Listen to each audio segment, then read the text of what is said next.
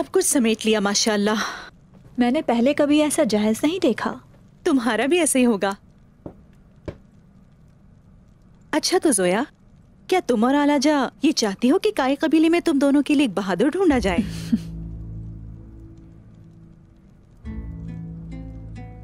आलाजा खातून, क्या उमर साहब के कबीले में कोई मर्द नहीं है मलून खातून? तुम तो गुस्सा हो गई आलाजा। ठीक है, आ जाओ, सबसे पहले ये संदूक खोलते हैं। उस्मान साहब के आने से पहले ही खैमा तैयार करना है।